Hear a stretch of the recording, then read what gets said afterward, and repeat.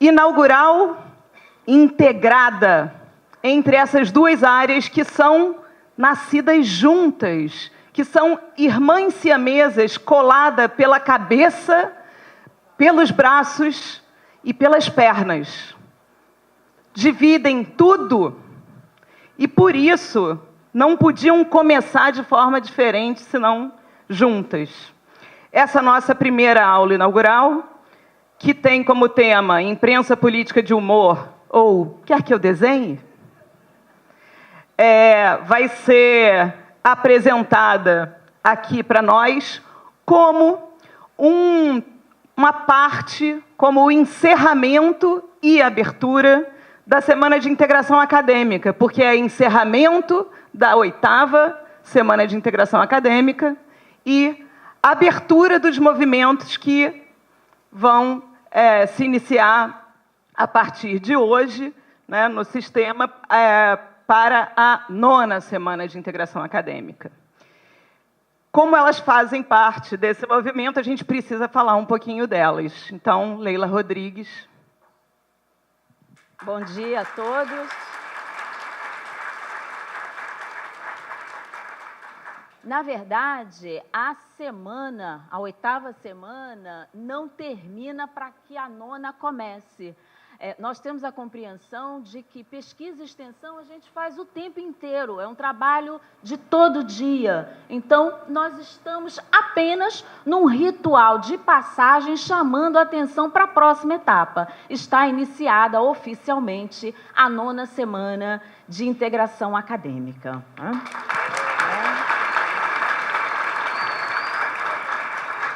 E com essa atividade, a gente quer destacar o sucesso da etapa anterior, né, com a ideia de continuidade.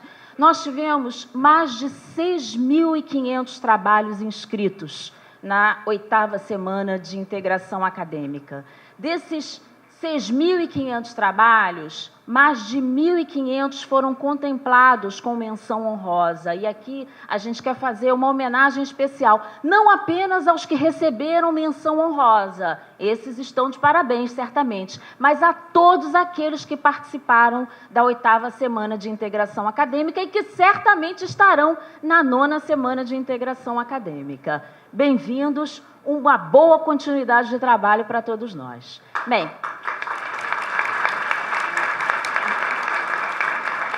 queremos chamar a prata da casa, né? A nossa homenageada, né? Nós homenageamos uma professora da casa, uma pesquisadora, uma extensionista. Ela é a responsável pela nossa aula.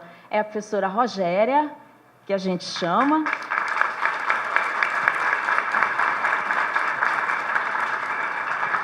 A professora Rogéria é formada pela UFRJ em gravura. Ela é mestre em História e Crítica de Arte e é doutora em História Social. Ela é professora do curso de História da Arte, do programa de pós-graduação em Artes Visuais, ambos na Escola de Belas Artes. Ela atualmente é assessora especial da PR5. Ela pesquisa artes visuais, imagens, estudos visuais, impressões, imprensa, imagem, enfim, vários detalhes acadêmicos que a gente poderia aqui listar. Quem quiser, consulte o Lattes, mas eu diria que a trajetória da professora Rogéria não cabe no Lattes. Então, vamos ouvir a professora e vamos aproveitar bastante, tá? Ela tem muito a nos ensinar. Obrigada, Rogéria. Boa aula para você.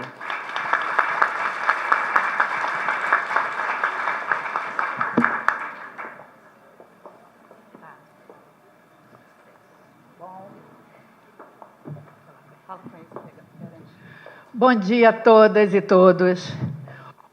Um orgulho muito grande de estar aqui.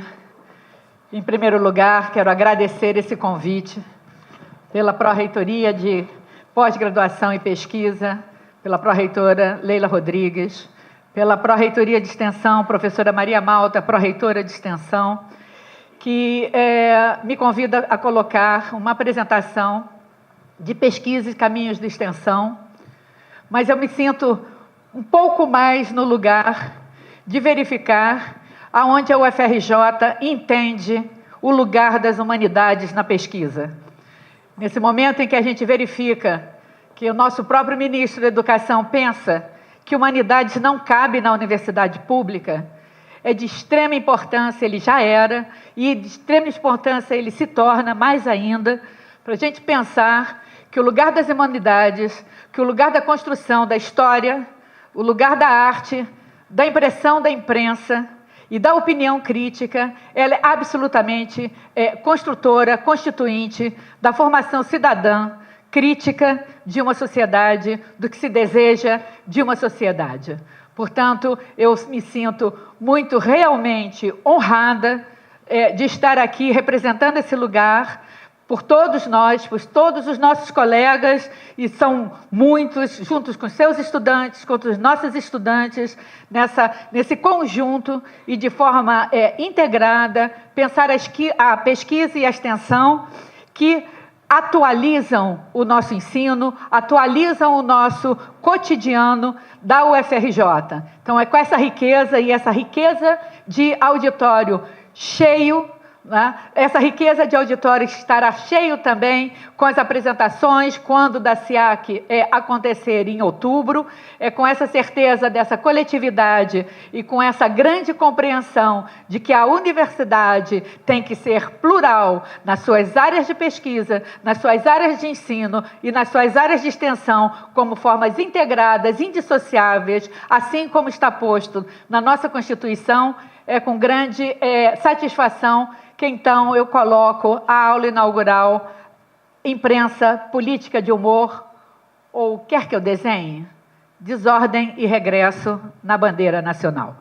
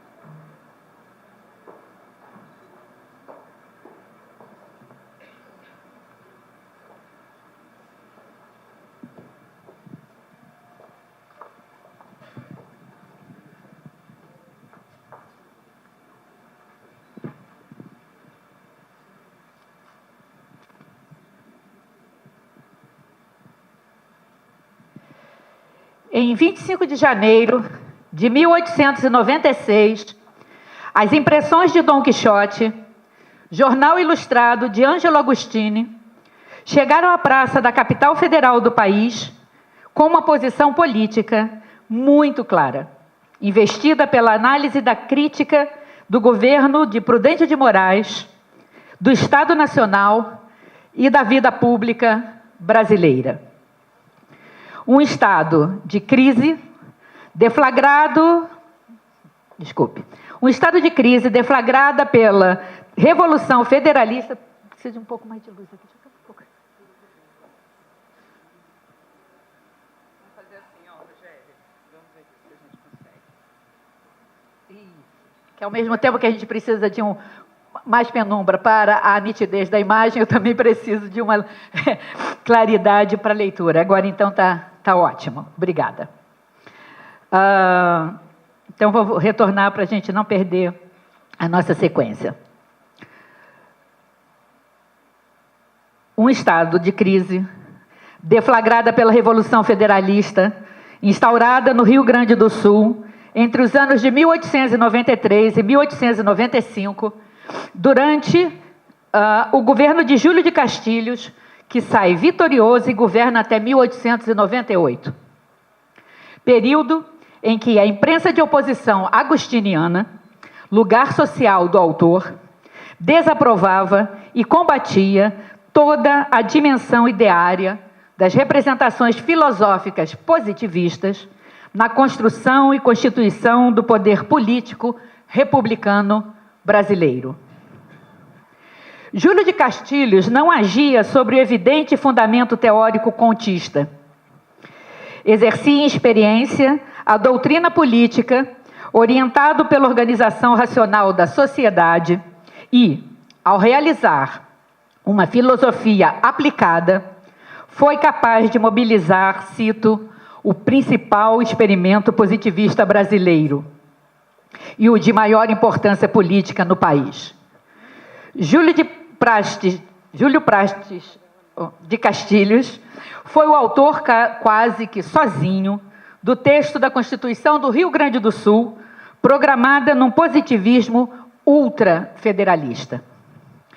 Para a filosofia positivista, a inexorabilidade da história para a construção organizacional da sociedade passava pela ciência.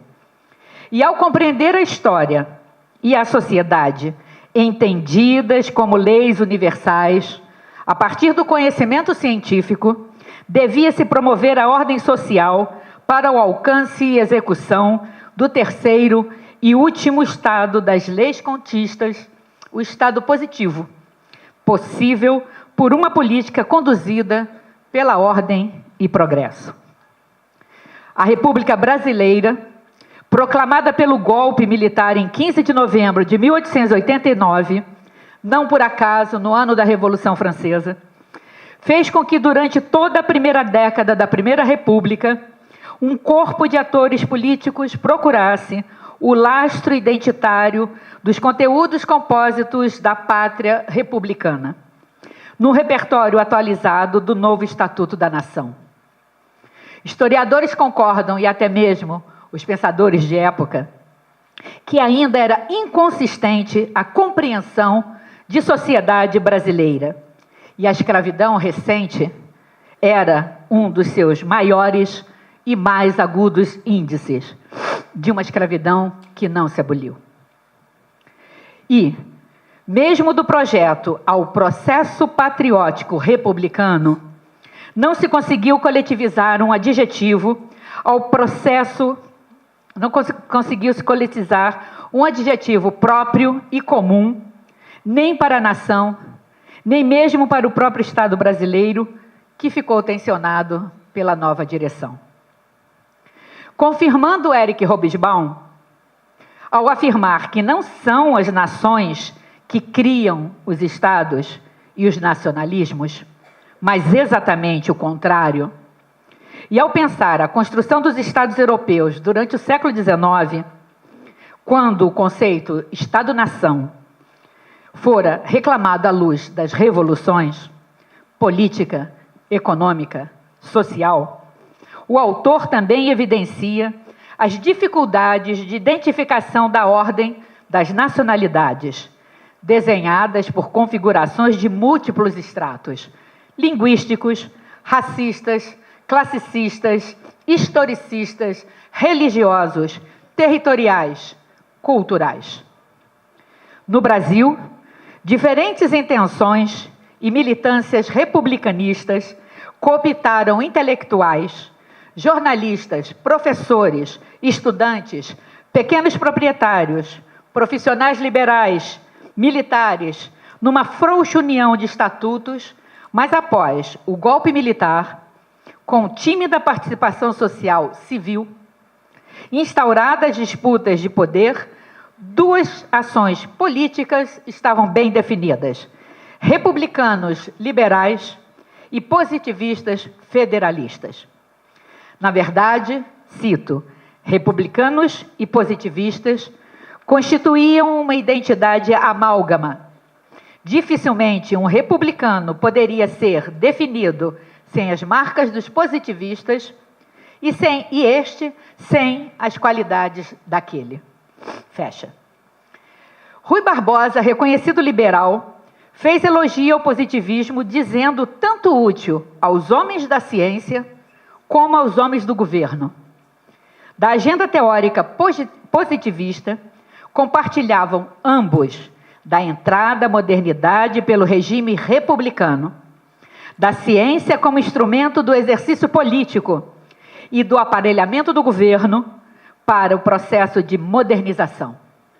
Assim, entre o modelo liberal estadunidense com um executivo intervencionista, O pensamento filosófico, assim, entre o modelo liberal estadunidense e o jacobino francês, vigeu a versão positivista de um Estado republicano no Brasil,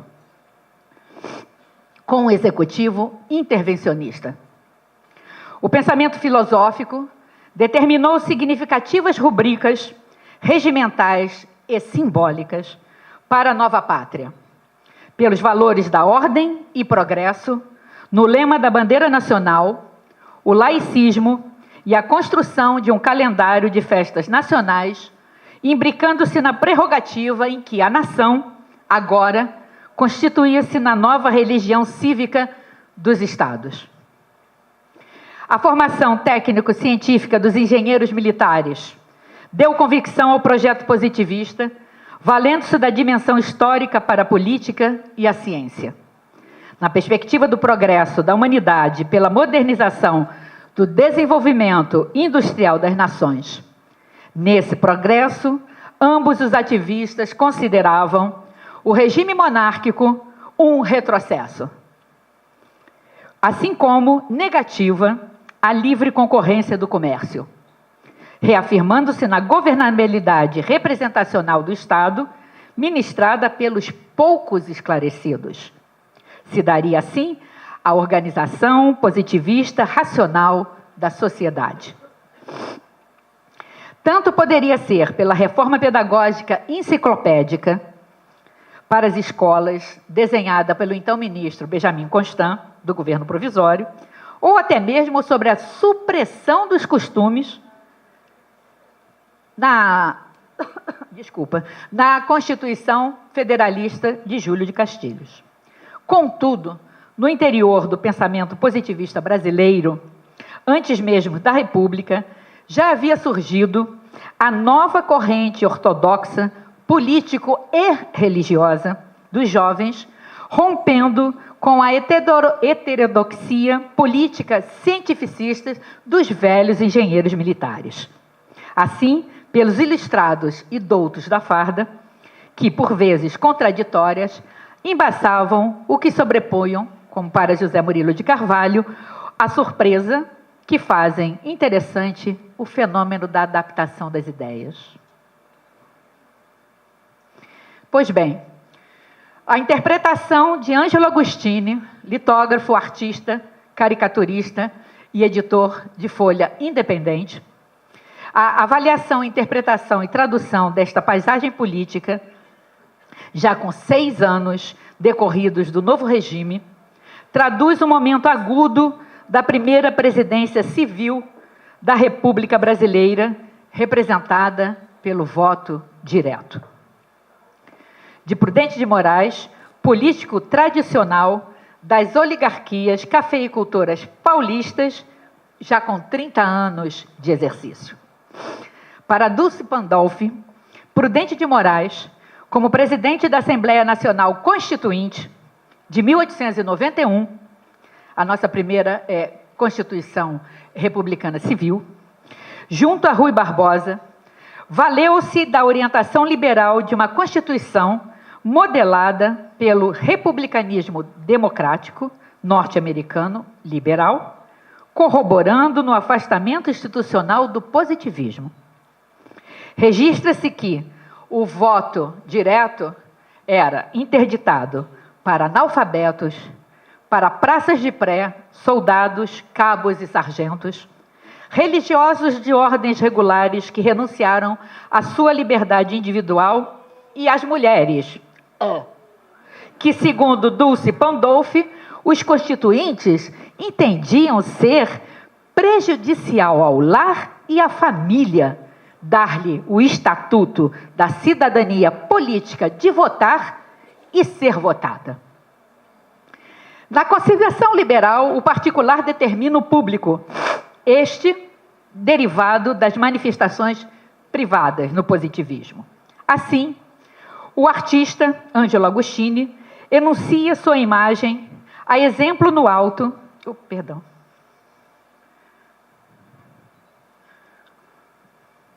à esquerda, posicionado em distância decidida e determinada da alegoria dos Estados Unidos da América, marcha ascendente, porque as nações sul-americanas encaminhavam-se ao seu destino a larga estrada do progresso.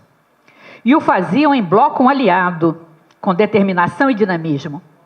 Chile, Argentina, Paraguai, Uruguai, Bolívia, Venezuela, Peru e outras 3 bandeiras sugeridas em poucas linhas no fundo.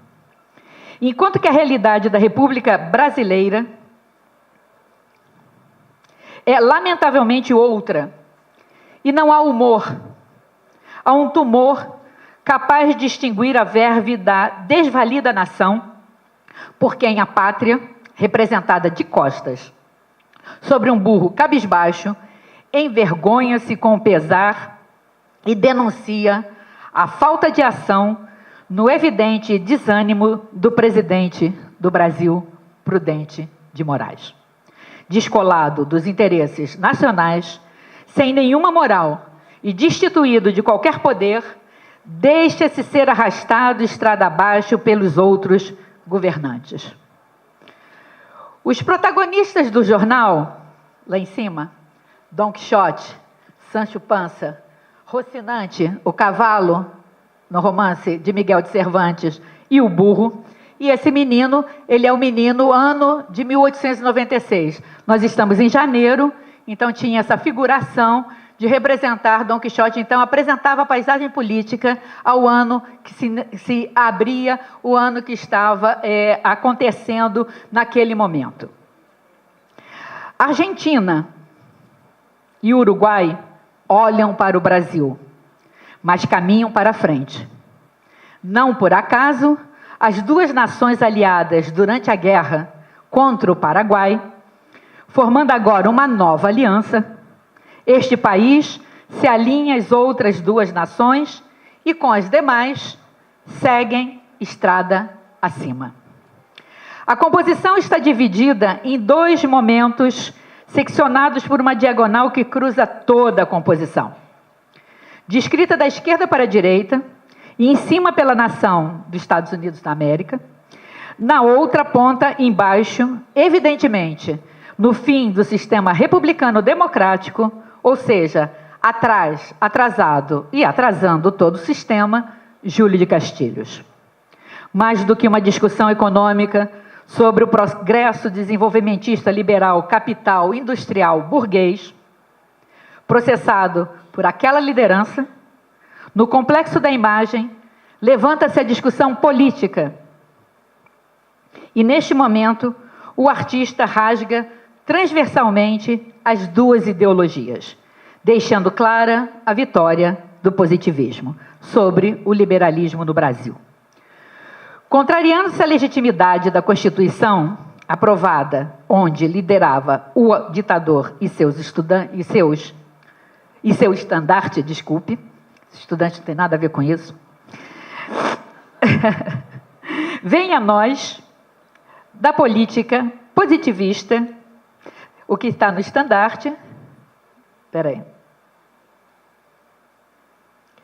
o estandarte, onde Júlio de Castilhos, à frente, explica, não, na política positivista, fornecedorista, sanguinária, patotérica.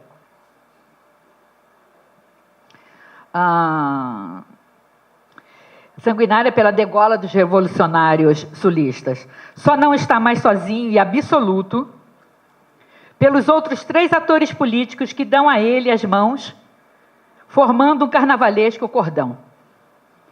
Em 5º lugar, a inevitabilidade de Prudente, nada além de arrastar o cabresto do animal e o peso da nação. Esta, desesperançada pela determinação daquele que conduz a ditadura do Rio Grande, redimensionando a liderança da representação da presidência da República, é inconstitucionalmente desterritorializada para o último lugar.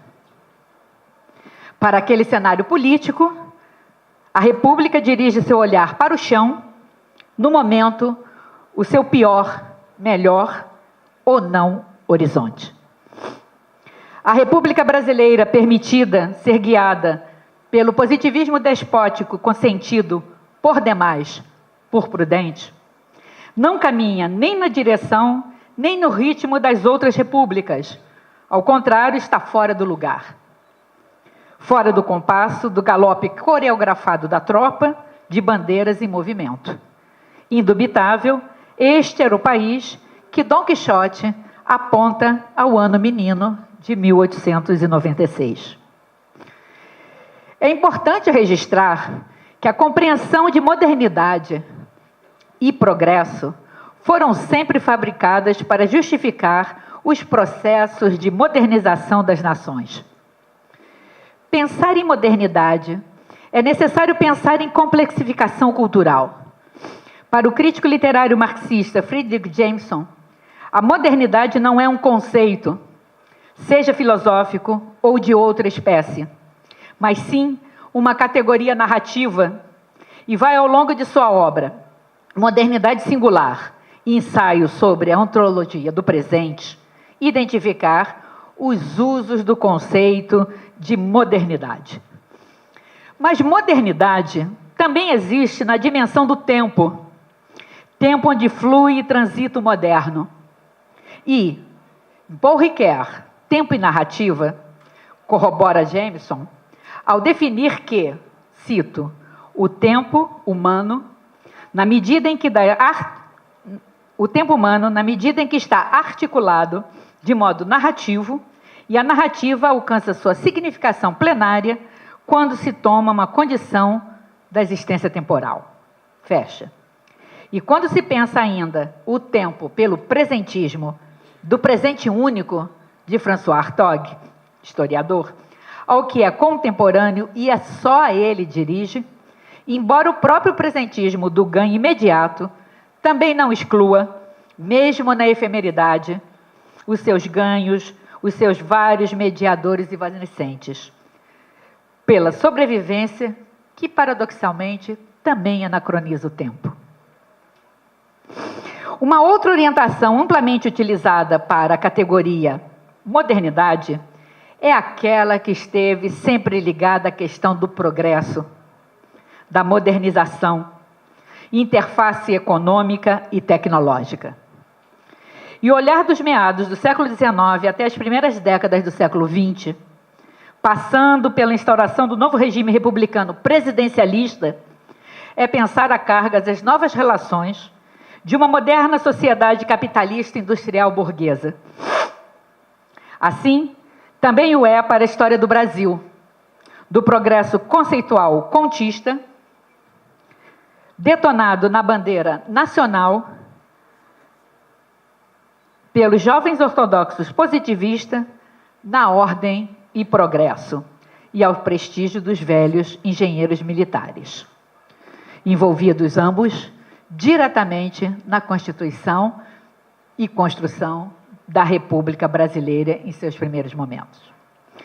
A instauração da República dos Estados Unidos do Brasil chega para assumir um lugar no reboque do sistema moderno de governo republicano nas Américas, quando François Furet diz que a queda do antigo regime consiste em si na própria ordem de uma civilização política.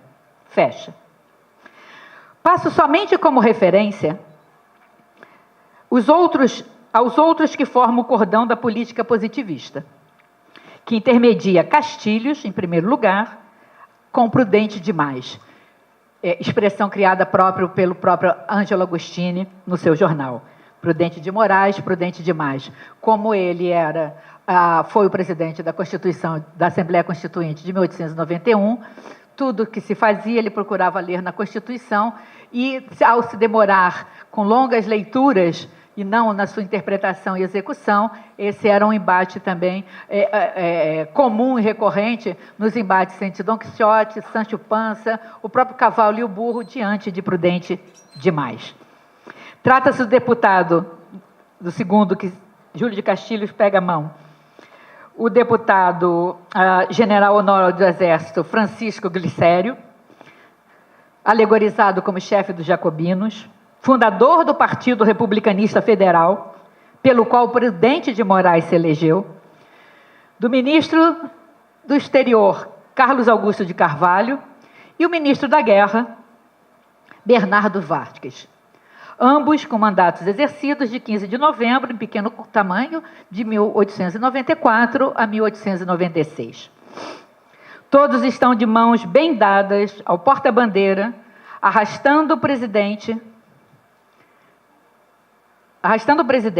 e a crítica visual é muito bem exposta, enquanto aos que antecedem Prudente de Moraes, que efetivamente estão a governar o país. A força da imagem faz essa leitura conjuntural daquele momento de um governo do início de 1896. Um agudo contraponto avesso, e nesse avesso, a inscrição transgressora da caricatura, que coloca as coisas e ordens ao avesso, ao contrário, com a estética satírica, que faz da caricatura não exatamente um objeto de riso, mas um objeto de incômodo, de denúncia e de crítica. A imagem transgressora da caricatura, enquanto em caminho elevado as nações sul-americanas olham para cima, a nação brasileira olha para baixo. Enquanto em estrada descendente, a ditadura positivista olha para frente, o presidente Prudente de Moraes encerra a sua visão. Até o cavalo de Dom Quixote, Rocinante, encontra um lugar mais conveniente nessa história. Dirige o seu olhar para as montarias dinâmicas das vizinhas sul-americanas. Já o burro de Sancho Panza observa o outro burro de carga, que é exatamente uma verdadeira declaração de carnaval, ou seja, uma carnavalização do poder.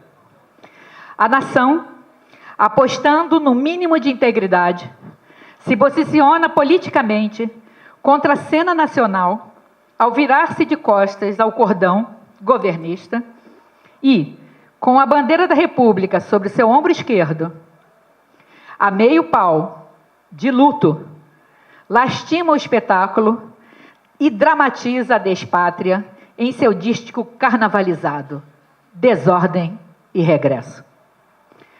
O artista, jornalista, criticava o patriotismo ideológico positivista, estatizado na bandeira nacional, criada pela corrente ortodoxa de Miguel Lemos Teixeira Mendes, com design de Miguel de Lemos.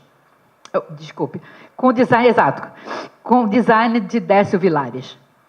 O design definitivo da bandeira que até hoje nos representa e representa simbolicamente a República Brasileira. É importante discutir mais um dado embutido no discurso radicalmente contrário de Ângelo Agostini em relação à ação dos positivistas. O apostulado levara em 19 de dezembro de 1889 ao governo provisório o protesto contra a lei de naturalização. O pensamento doutrinário entendia que o sentimento de pátria não se impõe pela lei, desenvolve-se através de longo processo histórico de convivência. Entendendo-se pátria e cidade como coletividade de integração e convivência afetiva, lembravam a frase de Robert Danton: a pátria não se leva na sola dos sapatos. A referência perspectivada pelos positivistas nos momentos republicanos iniciais e utilizada como argumento simbólico por muitos era de pátria, mais do que nação. E o próprio Comte falava em mátria. Eric Hobsbawm afirma que a compreensão de nação não pode ser estudada sem levar em consideração as esperanças e os interesses das pessoas comuns, cito, as quais não são necessariamente nacionais e muito menos ainda nacionalistas. Fecha. Ângelo Agostini era estrangeiro, nasceu no noroeste da Península Itálica, na região do Piemonte, em 1843. Cerca de 30 anos antes da unificação da Itália. No Brasil, Foi estrangeiro desde os 16 anos, quando aqui chegou, fundando não só o jornalismo artístico de humor, como a primeira imprensa com imagens na cidade de São Paulo, com os jornais Diabo Coxo e O Cabrião. Naturalizou-se em 1888, após a abolição, que passava pela atuação em sua folha carioca, já residente na corte do Segundo Reinado, a famosa Revista Ilustrada, na questão maior do nacionalismo em que se traduziu o movimento abolicionista no Brasil.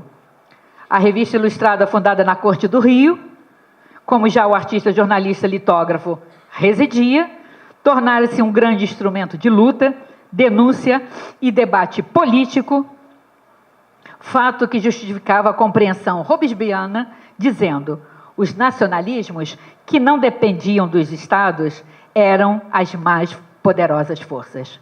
Fecha.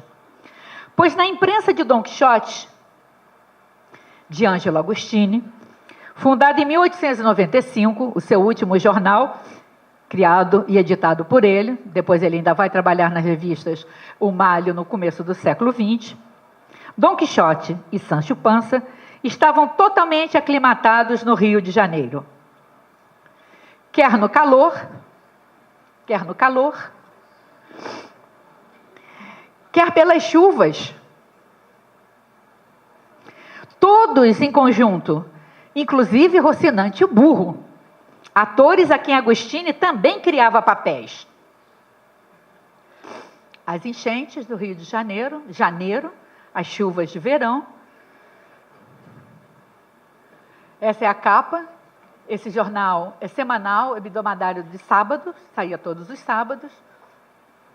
E ele vai fazer um título com um letreiro provisório, que isso, dentro do mundo das artes gráficas, é uma inovação, alterar semanalmente o seu cabeçalho, aproveitando para continuar formando mensagens e dialogando numa página com o movimento, né, e um interesse maior pelas formas gráficas e artísticas.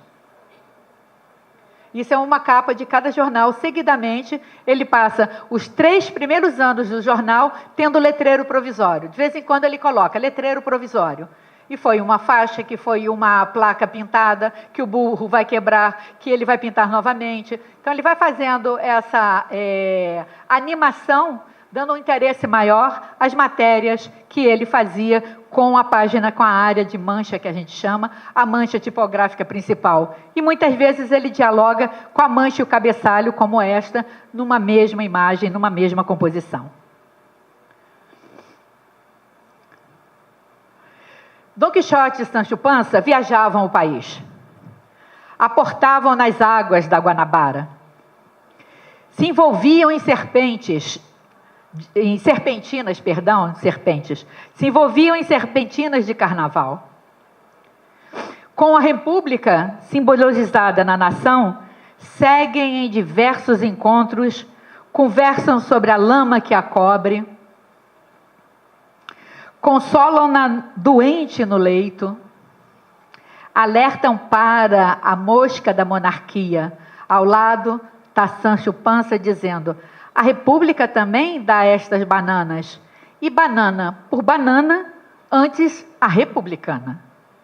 Então, República das Bananas, isso tudo é muito antigo, né? Essas expressões, prudente demais, tudo de jornalismo muito criativo, né? E mediador social nesses momentos da Primeira República, nas mãos de Ângelo Agostini, à época já um experiente editor, artista, jornalista e desenhista. É dele as imagens.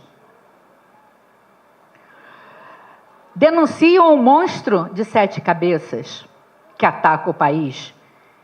Indignam-se com a liberdade e a justiça estilhaçada e quebrada ao chão. Protestam contra os assassinatos eleitorais no Nordeste. O redator do jornal A Província e cabo eleitoral do partido de oposição, José Maria de Albuquerque Melo, foi assassinado a tiros pelo comandante da polícia em frente a uma sessão eleitoral do Recife, no momento em que exigia dos mesários a presença de um fiscal. A República, a vergonha. Dom Quixote de armadura para o combate. Posição e indignação.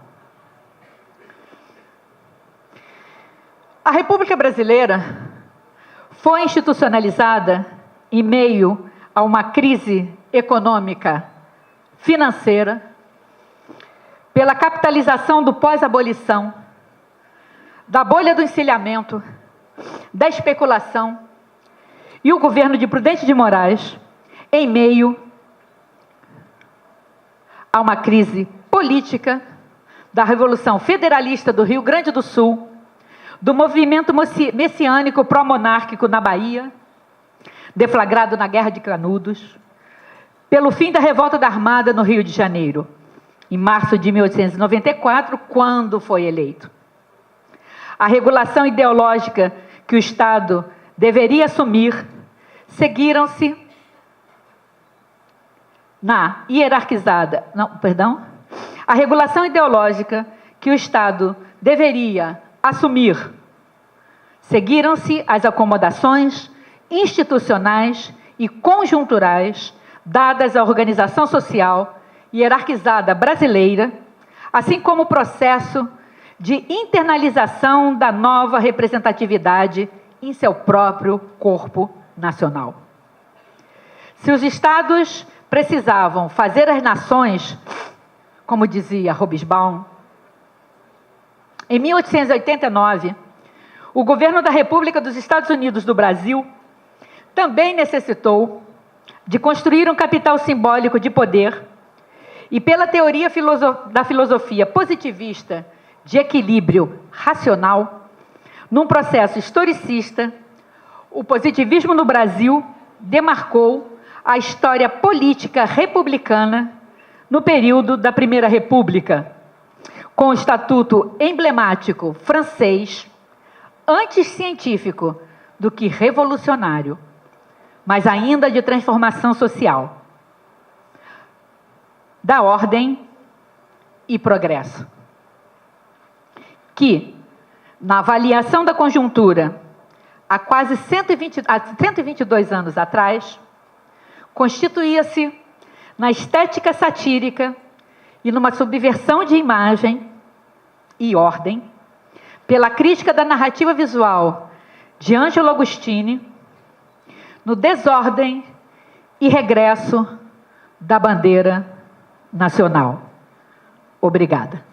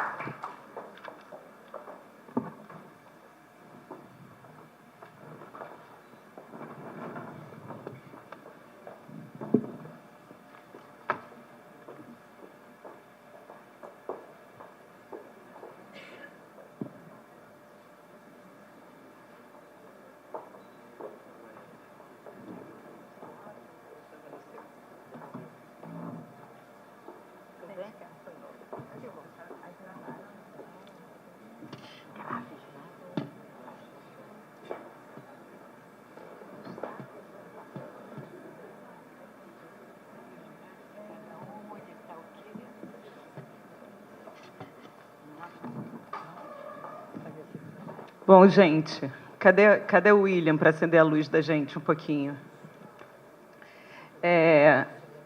A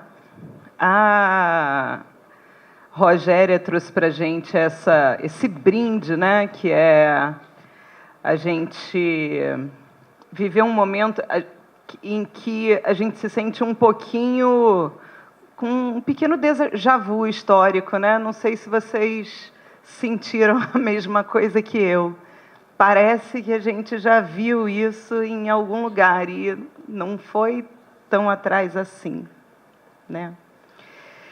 E a nossa ideia é poder aqui abrir um debate entre nós, depois abrir um pouquinho para algumas questões que possam vir da plateia, né? A gente está imaginando, a gente sabe que todo mundo quer fazer uma questão, mas pelo tempo que a gente tem, a gente vai resumir a 5 questões, tudo bem? A gente depois pega as inscrições, e a ideia é que a gente possa debater um pouco sobre a atualidade dessas questões e os nexos pesquisa e extensão. Acho que a Leila queria começar. Bem, antes de qualquer coisa, agradecer a Rogéria, né, pela aula, e dizer que eu tenho que me conter, né? Eu sou historiadora e, portanto, aqui nesta aula de história também a gente poderia tratar de pelo menos 3 tempos históricos, né? A gente poderia pensar no cavaleiro desolado, né, tentando fazer com que os ideais de nobreza, de cavaleiro medieval estivessem presentes naquele momento, mas, sobretudo, chama a atenção o quão contemporâneo é o debate, né? Acho que isso que a Maria destacou. Não para a gente pensar a história como mestre da vida, mas também como mestre da vida, né? Desde Cícero essa dimensão está colocada, mas a história na perspectiva que você anunciou, antes mesmo de tratar especificamente do seu trabalho, né? Pensar um pouco no papel das humanidades como espaço de construção da crítica, dialogando diretamente com o que a gente vive neste momento, né? Do ponto de vista da conjuntura política, há total acordo sobre a diversidade do momento, não estamos realmente, não vivemos um bom momento, e qual é o papel do historiador, qual é o papel dos estudiosos das humanidades, de um modo geral, nessa reflexão, na crítica. Qual o papel das imagens também? As imagens são belíssimas, mas, para além da beleza, elas passam uma mensagem que mostram uma força grandiosa do que a imagem é capaz, né? E aí eu queria que você comentasse um pouquinho sobre isso, quer dizer, o quão contemporâneo é este tempo, se a gente pode falar realmente do diálogo de pelo menos 3 momentos, né? Primeira República, o período medieval com Dom Quixote, o mundo contemporâneo que a gente vive hoje e estabelecer uma relação com a força das imagens. Eu acho que por aí dá para a gente falar um bocado, né?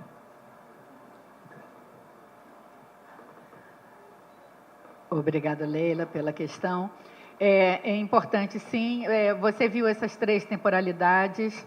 Eu acho que a força, aí, com a construção da história, nas suas temporalidades, a gente tem a representação da narrativa visual, né, ocupando esse espaço para além do seu lugar histórico, né? Warburg sempre fala, né, que o tempo da imagem não é o tempo da história, porque a imagem tem essa carga e essa posição crítica, no caso das imagens políticas, por um veículo de imprensa, podia não ser. Hoje vão-se as imprensas tabloides de papel, mas nós temos a mídia ninja, nós temos as formas de meios de mídias sociais hoje, onde a imagem ela traduz mais rápido e num condensado tão profundo de sentidos, né, que ela até extrapola exatamente o seu recorte temporal. Apesar de ele estar indicado, na verdade, esse papel, né, os usos sociais e políticos da arte estão aí, né? Então, eu trabalho muito com as questões das parcerias epistemológicas, no sentido de que a gente pode, com a arte, na pesquisa, fazer a crítica social também levada à extensão. Então, eu acredito que todo esse movimento de se produzir imagens de se ler imagens, de ter através que ser um problema, como eu falo, um problema visual da arte, porque é desenho, mas ele é um problema cultural da política, ele é um problema também social da história, e esse conjunto de parcerias, de áreas de saberes e conhecimentos, são potências muito grandes e muito fortes, aonde a gente pode levar as pesquisas para o lugar da extensão, aonde a gente efetiva, aonde a gente amplia, aonde a gente traz, incorpora e a gente avança na questão da criticidade, na questão do posicionamento e na questão própria da construção da sociedade e sua transformação. Bom, Rogério, assim, a gente fica ouvindo essa história e vem um monte de perguntas. Eu vou fazer algumas dessas montes de perguntas, você responde só as que você quiser. Mas a primeira coisa que me veio à cabeça foi, na hora que você estava falando que era um período em que havia uma forte inconsistência da sociedade brasileira, no sentido de saber o que ela é, né? E você estava falando de 1896... Gente, já passou 112 anos, né? A gente fica assim com uma sensação muito complicada, né? Qual é a nossa consistência depois desse tempo todo passado? Temos uma? Seremos uma nação inconsistente? Somos nação ou não somos nação, né? Outra coisa que você levantou foi o Estado-nação. Ele estava sendo reivindicado por nós, mas ele havia sido reivindicado historicamente por revoluções na Europa, né? Aqui houve uma revolução, esse Estado-nação foi reivindicado por quem? Quem foi que fez esse movimento? Quem era o sujeito político daquele cordão, né? E aí aquele cordão que puxava a nação ao regresso e à desordem, apesar de argumentar ordem e progresso, outra coincidência histórica estonteante, né? Tem lá... nas suas figuras, o presidente Temer, né, a ministra do Supremo Carmen Lúcia, o Rodrigo Maia, né, o general Joaquim Silva, ministro da Defesa, e o carregador do estandarte Sérgio Moro. Não eram esses os personagens?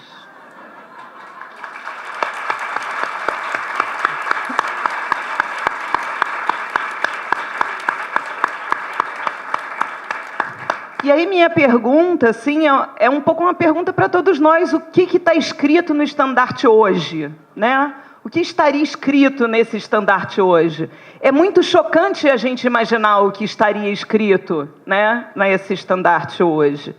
E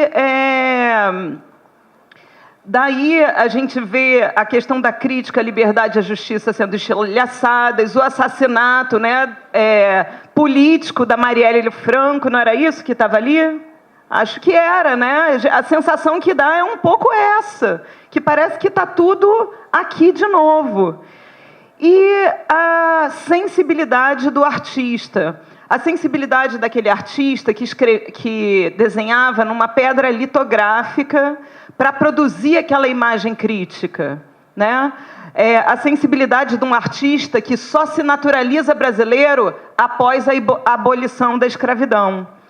A sensibilidade do artista que desenha em pedra, né, para revelar a nação. E eu acho que tem esse artista hoje. E esse artista não está na universidade, ele está nos muros da cidade.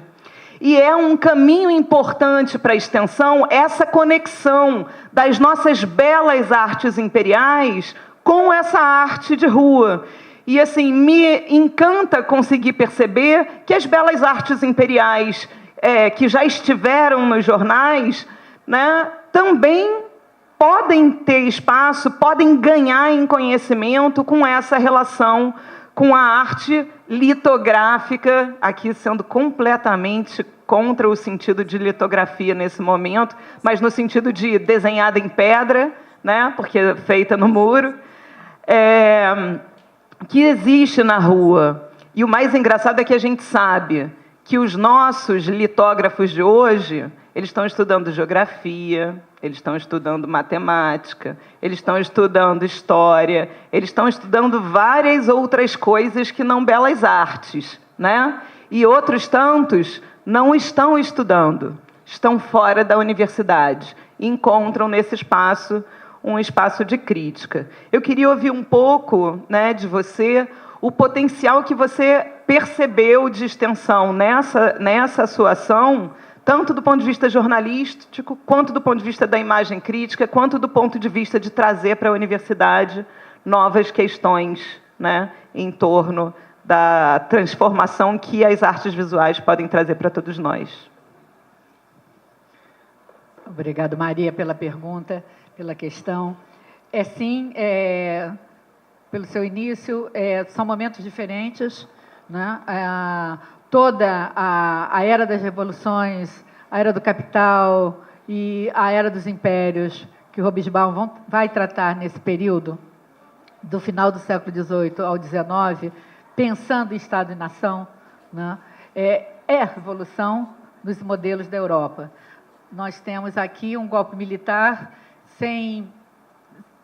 eu falei tímida participação civil, ou quase zero de participação civil nesse momento. Tinha, sim, a questão republicanista em alguns autores e nos estudantes das universidades, dos cursos superiores, no direito, né? A engenharia sempre teve esse lugar do positivismo, do cientificismo, como esse lugar de construção da nação, muito pela filosofia de Augusto Comte, mas, na verdade, de fato, isso não é uma atuação, isso não é um movimento social que faz essa instauração. Na verdade, é um golpe de troca de regime, mas, enfim, ele, instaurado, começa a se fazer toda uma deflagração de construção. Precisa-se construir os elementos simbólicos, precisa-se construir o que era nacionalidade, o que faz o nacional ou não nacional, o que era um brasileiro. Então, tudo isso que era ser brasileiro, nós tínhamos a abolição da escravidão. A escravidão era o nosso, e ainda o é, em muitas faces, infelizmente, ainda o é, de uma abolição que não, né, de um movimento que ainda não se aboliu, era a servidão, como um dos maiores e agudos índices desse não conhecimento, desse não de lugar de sujeitos numerosíssimos, de população, de um povo enorme, aonde não tinha o seu lugar de atuação e de crítica. Então, esses lugares que a imprensa possa falar com a arte como mediadora social. Para alguns, vocês veem também que a gente tem que pensar que é um momento onde o Brasil tinha uma enormidade, né, um quantitativo muito numeroso de analfabetos, mas visualmente muita coisa ainda chegava, muita coisa era compreendida. E a imagem leva essa compreensão. Eu acho que esse é um grande potencial da extensão, né? Na questão da pesquisa, que possa ser, né, esse meu recorte, mas a arte em si, ela tem esse lugar e essa possibilidade de condensamento de mensagem, de fala, de narrativa visual, que não pertence a ninguém e que pertence a todos. Porque exatamente a charge, a caricatura, a estética satírica, com as imagens transgressoras, ou seja, aquelas fora do lugar, fora da ordem, elas exatamente são demandadas porque elas são códigos comuns de leitura a quem possa decodificar. Senão ela não funciona, senão ela não atinge. E quando atinge profundamente e permanece, né? O imaginário é construído do simbólico, que é construído por imagens. Então, essa força da arte e do que fala-se na articidade, na artisticidade, né, que está na cidade, por performance, por atores, por sujeitos, por frases, por muros, por visualidade, essa é uma potência imensa para a construção de vários projetos para que se possa extensionar numa forma crítica, artística, mais universal do que a imagem.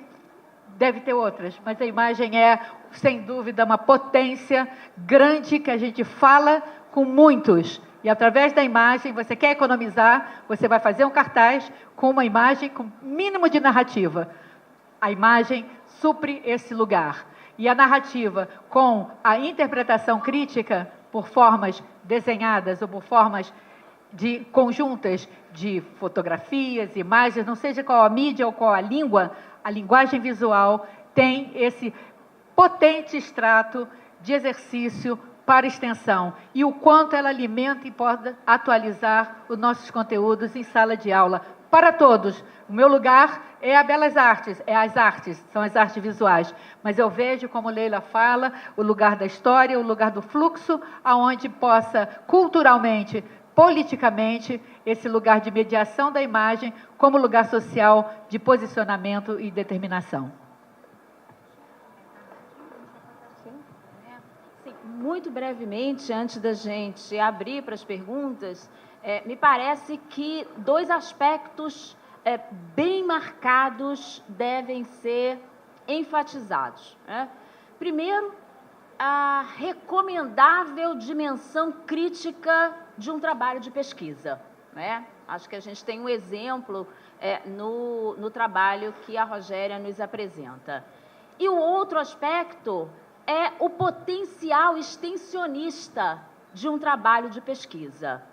Eu acho que a gente precisa registrar isso como aspectos positivos do fazer acadêmico, aspectos desejáveis do fazer acadêmico. E a gente abre, então, agora para algumas poucas perguntas. A gente já tem ali um... Já se inscreveram Maria Clara, Samuel, quem mais? Adriano, Mallory e Eliana. Pronto. Temos os 5. É você também? Ah, então ótimo. Seu nome é? Arthur. Começa com Arthur, que é da letra A. Arthur, Maria Clara, Samuel, Adriana e Eliana. Bom dia aos presentes. Bom dia aos professores da mesa. Eu queria saber, professora Rogéria, de você, como você acha que essa extensão, essa é a aula inaugural, é a primeira aula de extensão da UFRJ, como a extensão é capaz de integrar toda a universidade nessa força artística e política, porque se hoje eu estou aqui é porque eu fiz um trabalho de pesquisa e extensão que foi condecorado com uma menção honrosa, que era uma crítica à política do governo estadual, do governo municipal, do governo federal, uma crítica à diminuição da política de cotas, uma crítica à diminuição da verba do carnaval, uma crítica à condução que o governo federal fez das denúncias que foram feitas com o presidente. Enfim, era toda uma crítica que era amarrada performaticamente dentro de um viés literário. E como que essa extensão ela vai integrar a universidade, vai pensar a universidade para fora dos muros?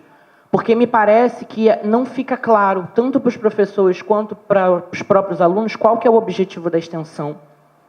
Parece que a universidade não se integra toda nessa força política de pensar a extensão para fora dela, e também parece que não há um incentivo para que essas pesquisas elas tenham força política.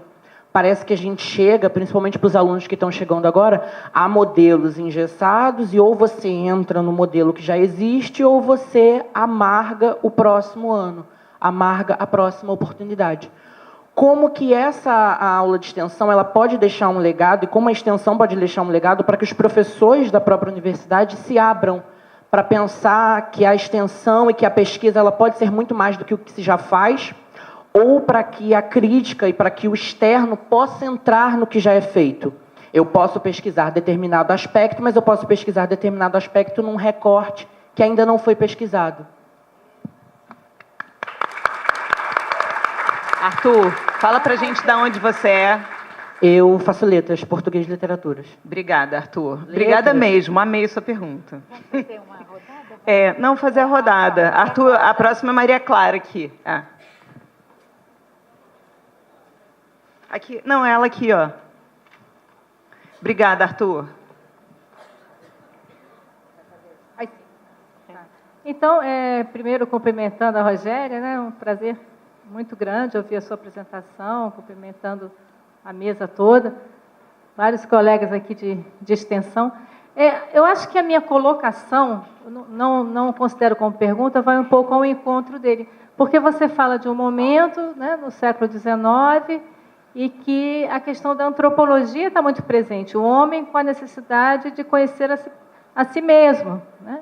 Então, todos esses recortes, e aí pensando na extensão, esses atravessamentos, é um trabalho que dialoga com vários campos do saber, né? Por isso que eu falei, eu acho que vou falar um pouquinho do que talvez ele queira saber. E é muito interessante pensar que, nesse momento, o homem ele está tentando se encontrar e ele se vê de uma maneira realmente muito negativa, né? E até pejorativa, pelos desenhos, né? A gente percebe isso. E isso é um traço daquela sociedade. Então, esses atravessamentos, eu queria que você só comentasse um pouco, porque você poderia ter ido por vários caminhos, você foi brilhante, tá? Mas, assim, tem mais um, né? É o momento de buscar o elo perdido, né? Então, todas as construções, todas as narrativas também passam por aí. Tá? Samuel. Ele está vindo, Maria Clara.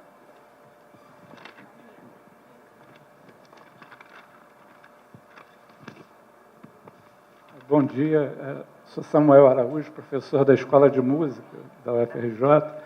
Queria inicialmente parabenizar a PR5, a PR2 pela brilhante mesa, a presença da professora Rogéria e essa igualmente brilhante exposição. Eu acho que nós precisamos ampliar esse olhar feminino sobre a universidade, sobre a sociedade, acima de tudo, né? Subrepresentado até aqui.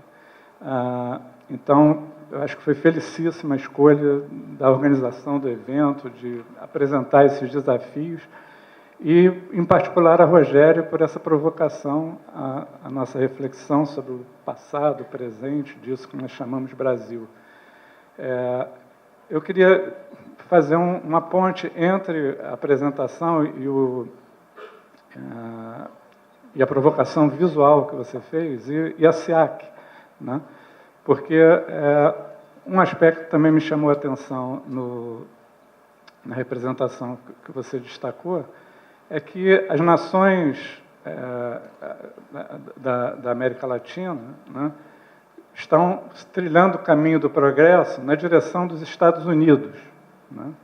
Então, eu acho que essa é uma dimensão que nós precisamos, sobre a qual nós precisamos refletir também, porque a nossa universidade, hoje, ela segue um modelo produtivista, de separação entre pesquisa e extensão, que é algo contra o que eu venho me batendo há pelo menos uns 20 anos dentro da universidade. Estou perto de parar de me bater por isso, por conta da compulsória. Né? Essa ideia de que nós produzimos o conhecimento, né, e depois nós levamos para além muros, né? Eu acho essa ideia bastante perigosa. Eu acho que o Arthur colocou muito bem a necessidade de um diálogo mais horizontal com o conhecimento que é produzido além muros, já nos nossos trabalhos de pesquisa, já nos nossos trabalhos de extensão. Eu poderia falar muito sobre isso aqui, mas vou me limitar a esse comentário inicial. E, nessa perspectiva de seguirmos os Estados Unidos como progresso, ou a Europa, talvez o Agostinho também estivesse reagindo ao fato de que a Europa está perdendo, ou melhor, estava parecendo manter um domínio sobre novas nações, etc., coisa que ele próprio rejeitou ao aceitar a cidadania brasileira, né? E nós estarmos, né, voltados ainda para esse passado, né, colonial. E eu queria fazer um comentário, então, sobre o que eu observei na SEAC, né, e lançar isso como uma provocação também ao nosso debate aqui. Eu estive presente em 2 sessões em que orientandos meus e orientandas estavam apresentando trabalhos. Numa sessão eu vi nitidamente assim, esse lado, né, da perseguição do progresso voltado para esse ideal de universidade, que é epitomizado, vamos dizer assim, pelos Estados Unidos, do produtivismo, da sintonia com correntes teóricas produzidas ainda na Europa e nos Estados Unidos também, né? há um certo movimento para estar sempre up-to-date, sempre atualizado, e atualizado significa saber o que teóricos e teóricas dos Estados Unidos e europeus estão produzindo. Então, numa das sessões, eu vi um predomínio dessa tendência que é bem universitária, né? Aliás, eu queria fazer uma outra consideração aqui também, que nós falamos muito do papel das humanidades em fazer essa crítica, mas eu acho que as áreas de ciências, né, ciências da saúde, ciências da engenharia, etc., a fazem também, né?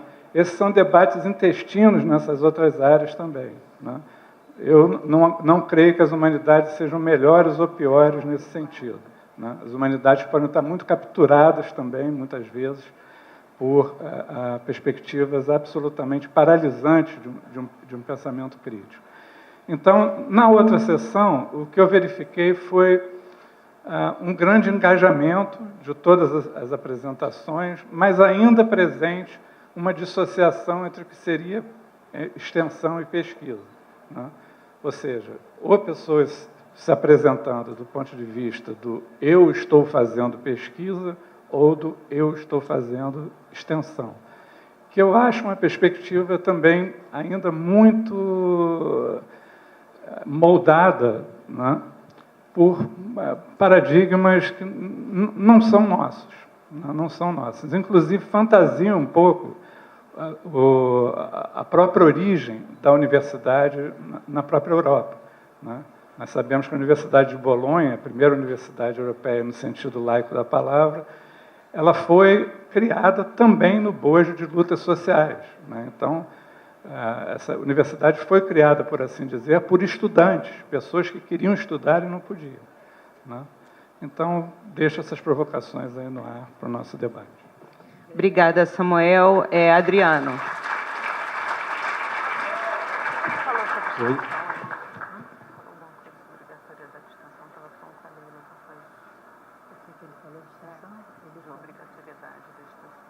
Bom, professores, a minha pergunta é mais sobre a apresentação.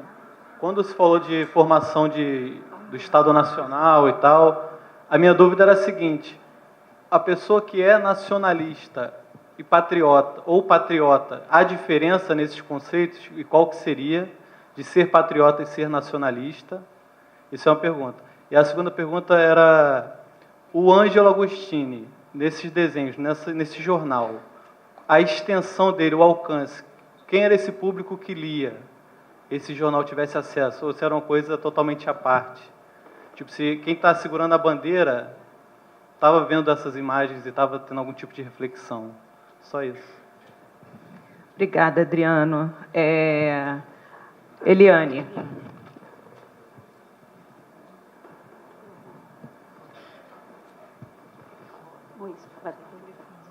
Bom dia, mesa. Bom dia a todos. Primeiro, fazer uma saudação pelo professor Eduardo Serra, pró-reitor de graduação, que infelizmente agora está presidindo a reunião do SEG. Segundo, dizer que, para dialogar com a imagem visual, queria trazer para a cena a imagem poética e lembrar o manifesto antropófago de Oswald de Andrade, um trechinho.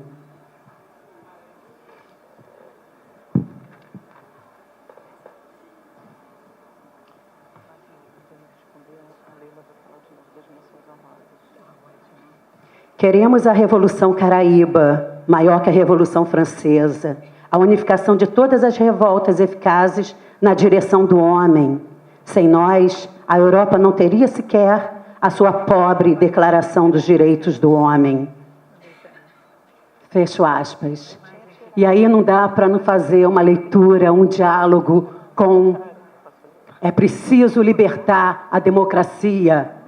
Lula livre é uma necessidade na nossa conjuntura. E o diálogo que eu proponho, para fechar minha fala, é pensar com Manuel de Barros, ainda a imagem poética. Eu não vou achar o texto agora, e para adiantarmos, ele fala mais ou menos assim: as pessoas não querem mais ser vistas como pessoas razoáveis, elas querem ser vistas de azul, que nem uma criança que você olha de ave. É mais ou menos isso. Obrigada.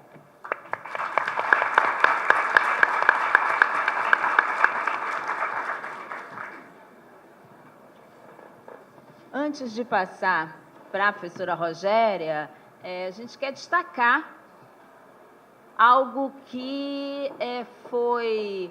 Ainda tem um Mallory. Gente, desculpa, é que eu perdi a inscrição do Mallory, que eu li rápido demais. Desculpa, Mallory, sua fala precisa ser garantida. Desculpa. Desculpa, Leila. Nada.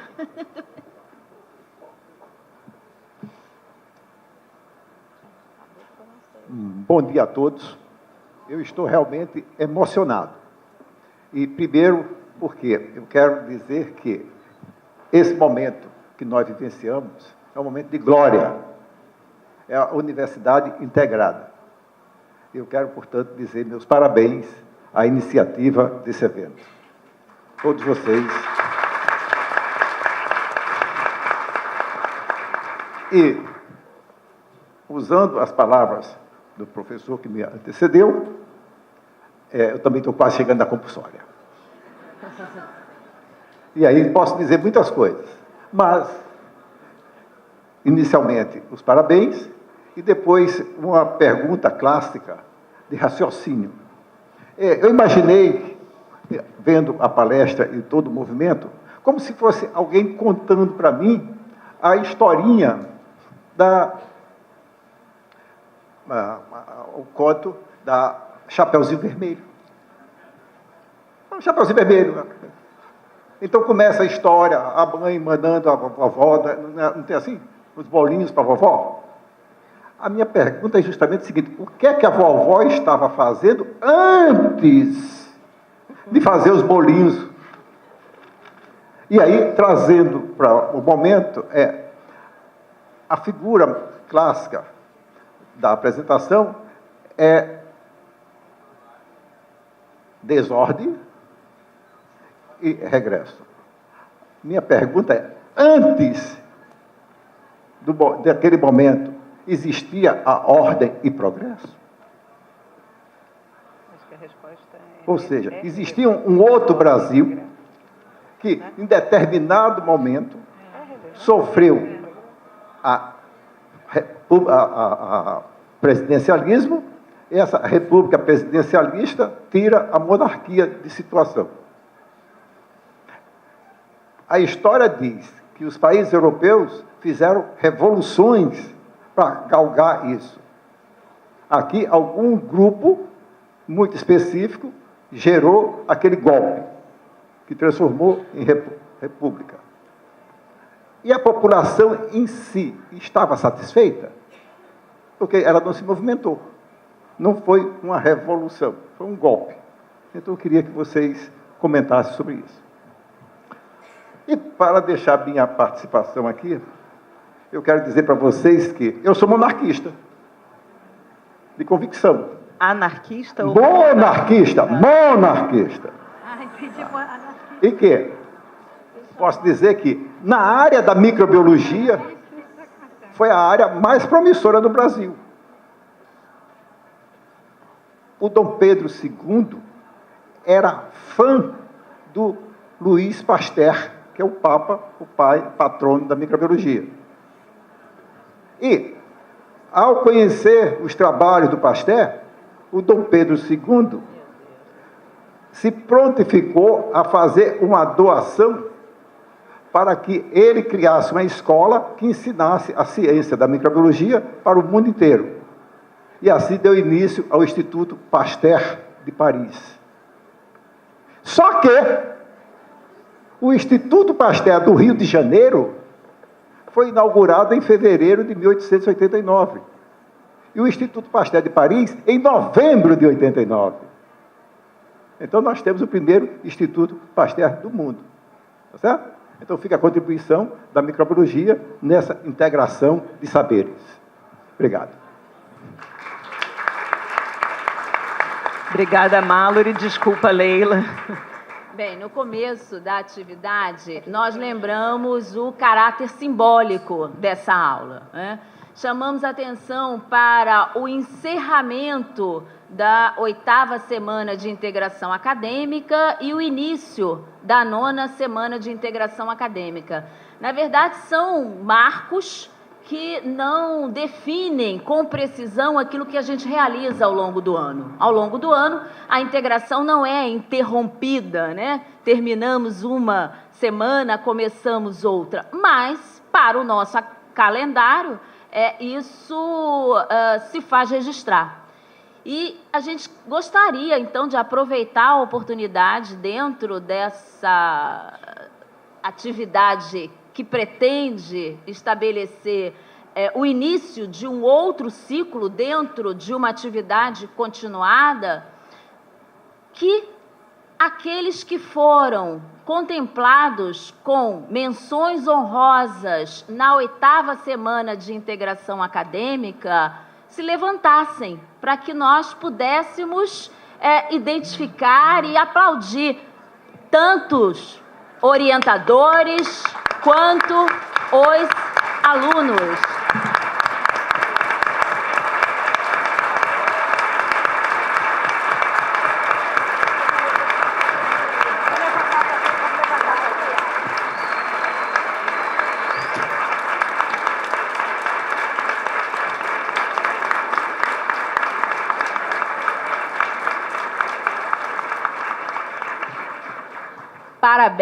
Parabéns a todos vocês pela integração que a gente realiza nessa instituição. Temos muito a fazer, mas muito já foi feito também. Eu queria aproveitar também, antes da Rogéria iniciar as respostas, e convidar o professor Marcelo Correia Castro e a professora e técnica administrativa Adriane para virem aqui compor a mesa com a gente, que são ambos os coordenadores gerais da SIAC.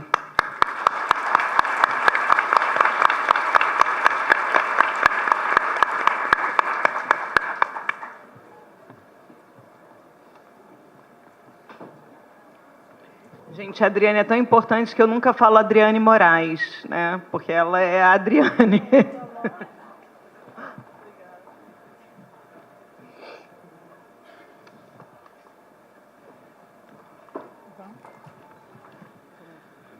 Bom, obrigada a todas as questões postas, colocações, questões, indagações.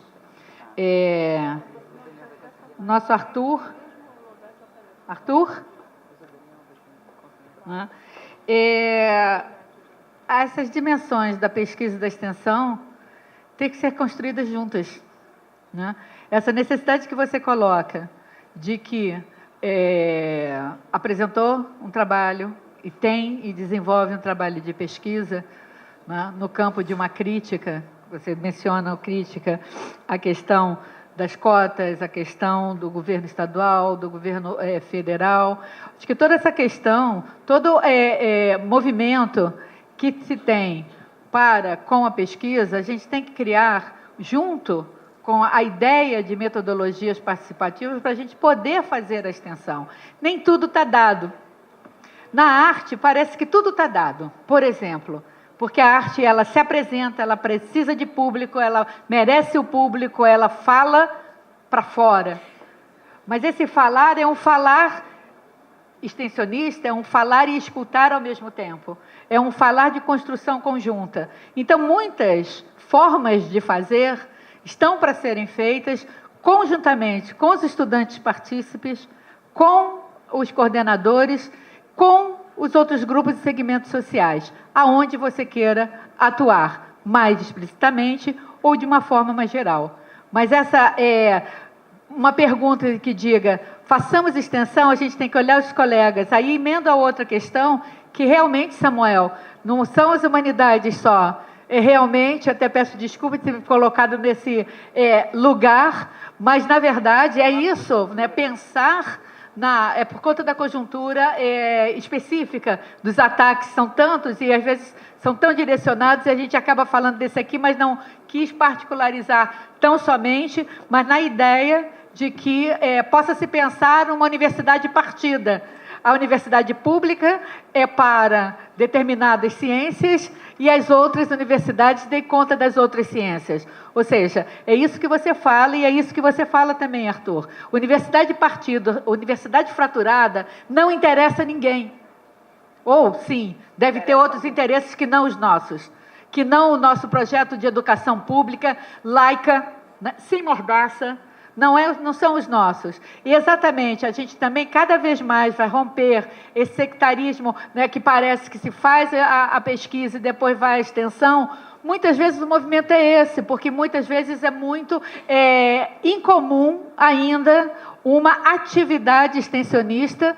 Muitas vezes não se vê as suas potencialidades ou se vê e as metodologias ainda escapam, e eu acho que exatamente a extensão também faz o movimento interno e faz o movimento externo, mas faz o movimento interno acadêmico de construção dessas possibilidades de como atuar. Muitas áreas já têm as suas proposições em si, por fundo e conteúdo, né? Um lugar onde a extensão está mais dada, mais clara, outras nem tanto. Então, eu acho que a própria extensão, nessa tua dimensão de uma universidade não fraturada em áreas, e muito menos indissociada de ensino e pesquisa, porque a extensão, na sua última, ou na sua circularidade, última não, retiro, na sua circularidade, que dá atualização do ensino, né? Que dá atualização desse ensino que você falou em amargar. Isso me dói bastante. Assim, que ruim, vamos tirar esse amargor, vamos construir melhor. Isso é para ser dito, para a gente repensar, e esse repensar tem que ser junto da universidade que a sociedade deseja. Ou seja, a extensão tem esse lugar dessa atualização. Então, é esse conjunto de proposições e de articulação que vai fazer uma renovação efetiva nos nossos fazeres ao processar aprendizado e ensino, ao processar aprendizados, porque aprendemos também, não é dado, e queremos tirar esses amargores, queremos tirar essas durezas. Não é bom, mas a continuidade e permanência, muitas vezes, se dá numa determinada continuidade e que, às vezes, não se percebe. A extensão, com esse obrigado a escolher, porque a extensão é a parte horizontal, onde todo estudante escolhe 10% da sua carga horária,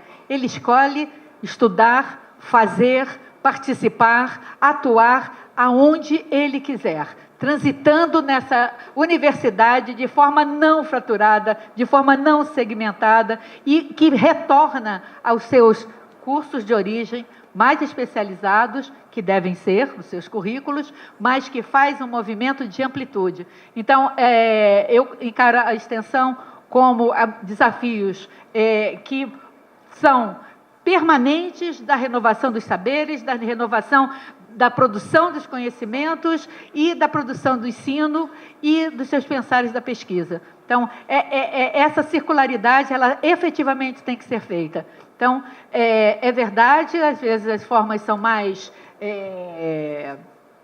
alguns cursos com mais ou não ortodoxias, mas que exatamente a porção estudante na extensão, por as suas escolhas, move de uma forma enorme toda a questão do ensino e da pesquisa na universidade, inclusive com atualizações dos corpos docentes, dos cursos e suas atualizações.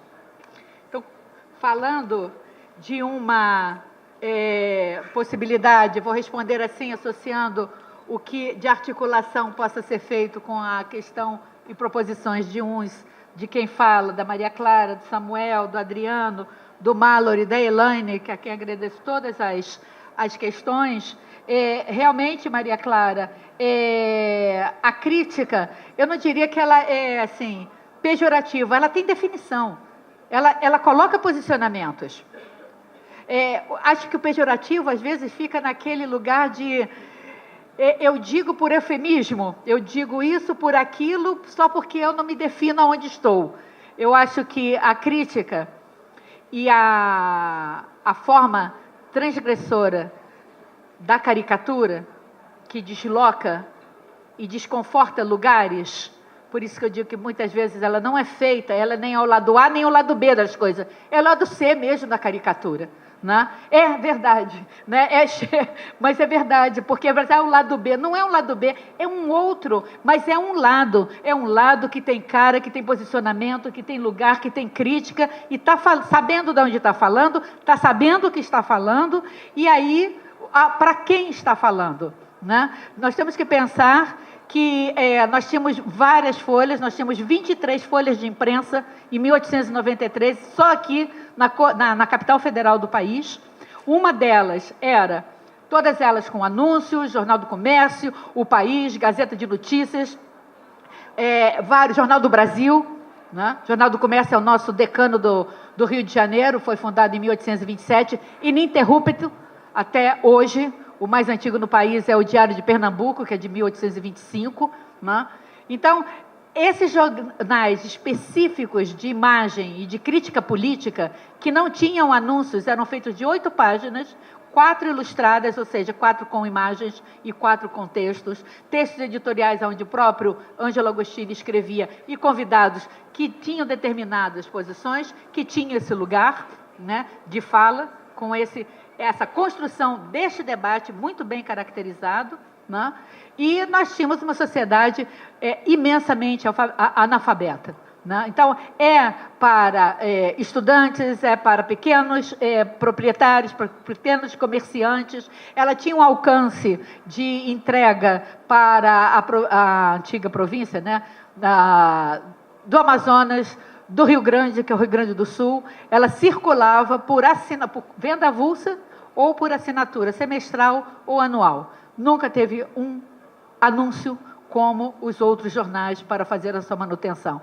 Então, essa colocação tem que ter essa recepção. Agora, público era ainda muito pequeno, mas era pequeno para todos. É claro que o de imagem tem um outro apelo, cativa de uma outra forma, traz uma mensagem com outra linguagem, que não a narrativa escrita, né, textual, mas sim uma narrativa visual. E fala para analfabeta, né? Exatamente, a imagem fala para todos, muito mais universal do que o texto por palavras, né? O texto visual que a gente fala, e a caricatura é um intertexto, porque ela vê uma realidade e faz uma tradução. Ela não é a imagem da época, é a imagem da tradução do autor. Então, os revistas de história, que muitas vezes, e livros, que vai colocar lá uma história do Brasil e traz uma imagem para guarnecer textos, para ela não ficar sem imagens, a imagem não é neutra. As imagens têm mensagens. Então, essa camada de mensagens que eu faço ler nesta imagem do Agostini, que tem uma potência enorme, né? Talvez as partes mais superficiais tenham uma codificação, uma decodificação mais rápida, mas ao fazer toda essa análise de um experiente jornalista e um experiente desenhista, ou seja, e um editor do seu quarto título, de muito sucesso de todas as suas folhas, né? É uma folha, você pode considerar dentro do plano de 23 jornais e revistas brasileiros, porque circulavam os internacionais. Aqui no Rio de Janeiro, na capital federal, a Revista Ilustrada e o Dom Quixote eram jornais de sucesso, nesse sentido. Agora, compartimentando esse sucesso com o público de época e com uma forma de época. E assim devemos ver a bandeira dos Estados Unidos lá em cima, numa liderança. É aquela época, porque em 1896, nos primeiros anos da República, nós temos ali muito mais do que nação, se fala em república. A imagem é da república. E a América do Norte, Estados Unidos da América do Norte, era aquela primeira república de 1776.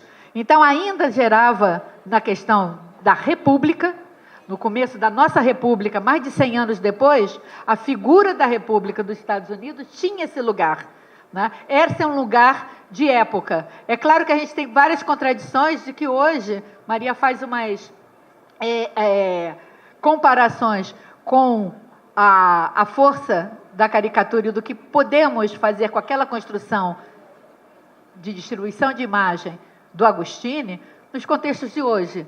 Mas as suas leituras, a gente tem que entender as temporalidades de época. O que se resgatou ali e se queria, não se queria uma república positivista, na tradução do autor, que tinha uma ideologia religiosa, que tinha um fundamento representacional. Ele mesmo, na filosofia positivista do Estado republicano brasileiro, vai dizer, não podemos considerar que as pessoas tenham desejo, mas não que todas possam falar sobre ele, ou seja, eram incapazes, era assim que se colocava. Então, a questão de liberdade, de progresso, perpassava e perpassou aquele período, e até pouco tempo se entendia progresso como essa representação industrial, capital, burguesa. A gente vai perdendo esse fôlego, felizmente, dos anos 70 para cá, quando pensamos numa sociedade mais sustentável, que progresso não é a figura da imagem de uma indústria saindo fumaça. A gente tem uma outra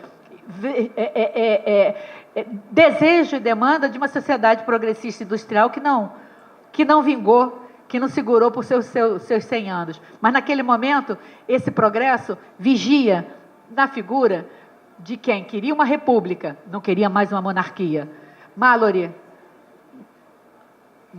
vigia do grupo que não queria um retorno à monarquia. Portanto, se queria monarquia, não se queria uma monarquia, e se o regime republicano estava instaurado, que não fosse pelas ordens filosóficas, contistas, ideológicas, e no Brasil, religiosas, radicais, do movimento dos jovens da igreja positivista, do templo positivista. Portanto, eram esses lugares. É claro que hoje, com o que podemos ver de realidade e o que poderíamos ver na nossa conjuntura, com aquela forma de ridicularizar criticamente, numa estética satírica, um momento, a gente também tem que ver o que é próprio do momento e o que pode ser trasladado nesse momento histórico. Acho que já coloco aí a questão, você fala de desordem e regresso da ordem e progresso, esse é o lema, o amor como base, a ordem como meio e o progresso como fim. Há hoje, inclusive, pessoas que defendem, pouquíssimas, que ponham na bandeira o amor, né? Se o Agostinho estivesse aqui, ele ia cair duro, né? Meu Deus, ia cantar as 3 premissas, os 3 lemas do positivismo. Aí eu acho que a gente já está num alongado de hora, as pessoas já estão caminhando, né, para a gente discutir e pensar mais sobre isso. Fica em aberto as questões da arte, a todos a gente fechar e abrir na questão da gente poder extensionar mais com os recados e potências que a arte possa dar, através das suas pesquisas, através de pesquisas conjuntas, e quero conhecer quais são os desejos dos nossos estudantes em relação a essas possibilidades que nos apontam, né, a partir desta pesquisa, o que a pesquisa e a extensão pretendeu com esse percurso itinerário nesse evento bem contemplado com vocês presentes aqui. Obrigada.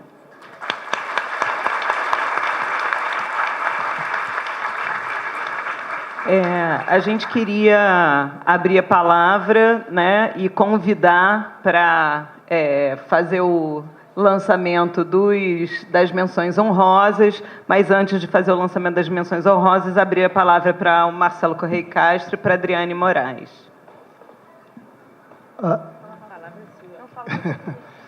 Quer falar primeiro, Adriana? Não? Então, muito bom dia a todas e todos. Eu entrei na UFRJ aos 18 anos, estou aqui há 43, 38 deles como professor. Eu fiz graduação, que nem o Arthur, em português e literaturas. Fiz graduação, mestrado, doutorado, fiz tudo aqui. E quando eu fiz a minha graduação, eu tive que dar aulas no colégio de aplicação, né, na prática de ensino, justamente sobre os antecedentes da Semana de Arte Moderna. Estudei bastante o assunto, inclusive o Manifesto Antropofágico, que foi aqui citado, manifesto que é sintomaticamente datado a partir da deglutição do bispo Sardinha, né? E o que propõe o Manifesto Antropofágico é que a gente faça uma espécie de deglutição do bem, não é, com culturas não necessariamente genuínas do Brasil, com toda a dificuldade que se tem de dizer o que é uma coisa genuína, né? O que isso tem a ver? Tem a ver um pouco com a questão que o professor Samuel trouxe, não é? O que exatamente é brasileiro, o que exatamente é nosso? Aquilo a que a gente emprestar um sentido nosso. E como é que a gente coloca um sentido próprio nas coisas? Construindo e reconstruindo a nossa prática diária de produção de sentidos. Uma universidade faz pesquisa, ensino e extensão, não em linha reta, não como um triângulo amoroso, mas como uma amálgama, que também foi trazido aqui, acho que na fala da Rogéria, também a troco de uma outra situação. É difícil determinar os limites entre essas instâncias, e ainda bem que é difícil. E o avanço na institucionalização da extensão, que tinha critérios, legislação, procedimentos muito menos explicitados do que o ensino e a pesquisa, não melhora, vamos dizer assim, ou não diminui a nossa sensação ou as nossas dúvidas com relação aos limites. Então, há uma coisa ruim nessa sensação, que é a ausência de especificidade. Isso a gente está vencendo com os avanços da extensão, porque as outras duas dimensões já têm muitas especificidades. O lado bom é esse, é que ao avançar na especificidade, a gente também avança na compreensão de que, assim como um time, por exemplo, né, um time, alguém defende, alguém ataca, assim, mas a centralidade não está em nenhum deles, a centralidade está no conjunto, não é verdade? Ou os poderes que têm sua independência. Se não trabalhar em conjunto, também fica o que a gente assiste sistematicamente no Brasil. Ora o predomínio de um poder, ora de outro, é ruim para o país, é ruim para a cena política, é ruim para o desenvolvimento social. O bom, o que é? É o equilíbrio. Então, assim, a sociedade, a Universidade Federal do Rio de Janeiro, eu disse isso aqui em outra ocasião, ela faz muito bem o movimento da especificação. Ela cria nichos, subnichos, particularidades. E ela está aprendendo a fazer, aos poucos, o outro movimento necessário, que é o da articulação, né? Os dois movimentos são importantes. Você não vai produzir nenhum tipo de ciência, né, humanas, desumanas, transhumanas, não humanas, inumanas, né, sem o próprio positivismo, né, carrega essa loucura. Eles tinham uma igreja, né, igreja que está sendo até restaurada agora, igreja positivista. Como assim? Eles não eram os cientistas positivos? Né? Curiosamente, eu estava conversando com o professor Rude, né, o Ângelo Agostinho é uma pequena rua, uma ladeirinha de pedras ainda, né, acho eu, de paralelepípedo, dali na Tijuca, perto do Carlos de Carvalho, que ele tanto criticava, perto do Clóvis de Bevilacqua, grande positivista. Já Júlio de Castilho é ruim em Copacabana, Prudente Moraes é ruim em Ipanema. Então, assim, eles estão aí. Por que General Glicério? A gente anda por esses lugares, naturalizou, é a nossa história, né? Então, voltando aqui, eu acho que nós tivemos nas SIACs, nós vamos para a nona, um avanço importante, que começa com uma mera superposição de eventos e vai avançando na direção, de fato, de uma integração maior, né? E queria terminar minha fala destacando, eu coordenei a GIC pela primeira vez em 99, no CFCH, e no relatório a gente já criticava essa coisa de ter uma quantidade enorme de trabalhos, todos excelentes, ou muitos deles excelentes, e, ao fim e ao conta, por meio de um sistema de avaliação muito inconsistente, né, você escolhia um e dava R$1.000 para ele. Valor que, por sinal, ficou sem reajuste durante uns 20 anos. É que nem a Lei 8666 da licitação. Então, ao ver hoje levantar-se aqui praticamente o auditório inteiro, eu fiquei realizado. Eu não estou na compulsória, mas eu também estou naquela, vou, não vou, já posso ir embora, será que já deu meu tempo? Se fosse hoje, iria satisfeito com esse resultado, um dos vários resultados da SIAC. Quer dizer, o fato da gente reconhecer que há mais trabalhos é melhor do que a gente selecionar um. Eu vi muitas vezes essa cerimônia, eu fui decano 8 anos, vinha sempre fazer questão de vir, e ficava constrangido de ver aqui aparecerem 5 ou 6 pessoas num universo de 4.000. Hoje aparece o auditório inteiro. Então, eu queria, assim, compartilhar com vocês essa alegria e convidar e dizer que o aumento do reconhecimento do nosso esforço de produzir conhecimento de forma integrada. Não é um relaxamento do critério. E aí eu concordo com o professor Samuel. Além do produtivismo desvairado, a gente não pode cair na armadilha do matem-se uns aos outros para produzir, para alcançar, para obter o índice H ou para ganhar a maior bolsa. A gente não tem que se matar uns aos outros, a gente tem que fazer as coisas junto, né? Ensino, pesquisa e extensão. Então, eu sou de uma área que é a de formação de professores, onde se dizia jocosamente, quem sabe faz, quem não sabe ensina, e quem não sabe nem fazer nem ensinar, dá aula para professor, que é o meu caso. Eu tive que lutar com essa peste a vida inteira, jamais vesti essa carapuça, eu não acho nada disso, mas eu aprendi, formando professores, aprendi que se a gente não juntar todas as vozes e sujeitos, a gente não consegue chegar perto de oferecer uma boa chance de um professor se formar bem. Se eu não juntar, no meu caso, que é o português, a letras, a educação, o CAP, o professor da escola que trabalha, eu vou fazer uma formação sempre com alguma lacuna importante, né? Então, acho que a universidade está aprendendo e está demonstrando na SIAC que ela está aprendendo rapidamente como aproximar fazeres, saberes, sujeitos, tempos e espaços.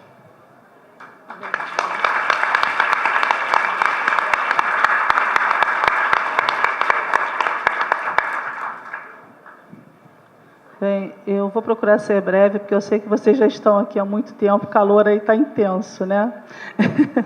Bom, eu quero primeiro agradecer a Rogéria, que foi uma aula linda, que trouxe, além de muitas informações, várias reflexões que nós vamos levar para as nossas casas e vamos pensar muito. Eu acho que isso é muito importante.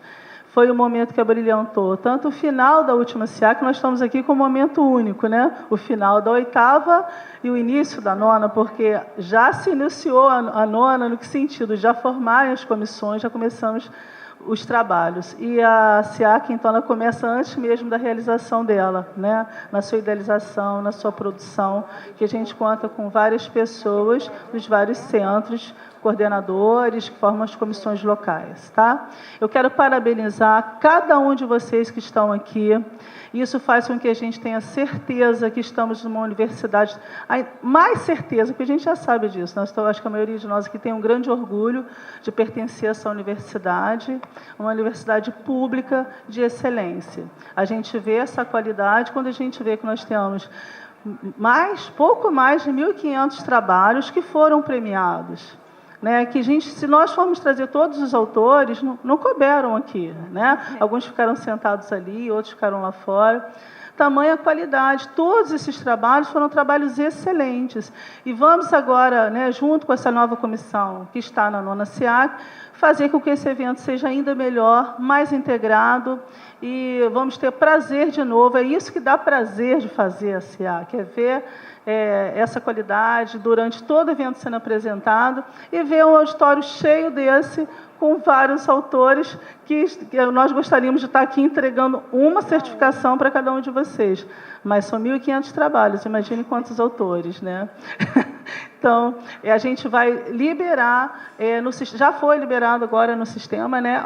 Abre para vocês verem, a gente vai liberar e todos vocês vão poder imprimir o seu certificado e lá tem o código direitinho, tá? Então, vocês já estão com a certificação liberada da menção honrosa.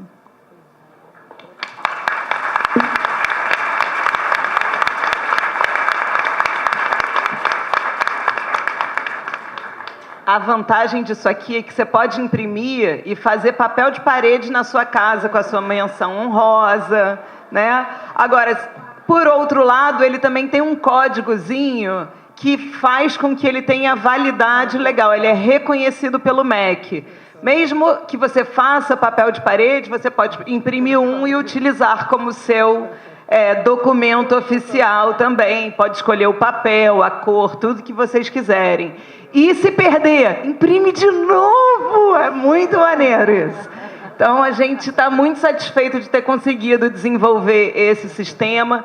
Temos que agradecer ao Marcelo, à Adriane, mas a todo o esforço da TIC, em especial da TIC de Macaé, que agradeço em nome, com o nome do Patrick, e a vocês, porque nada disso faria o menor sentido se não fossem todos os estudantes da UFRJ, que junto com a gente fazem os 100 anos, né, constantemente, que serão completados em 1920, e por conta do projeto UFRJ faz 100 anos, nós conseguimos manter essa universidade com qualidade, pública e gratuita. Mais 100 anos a elas. Muito obrigada.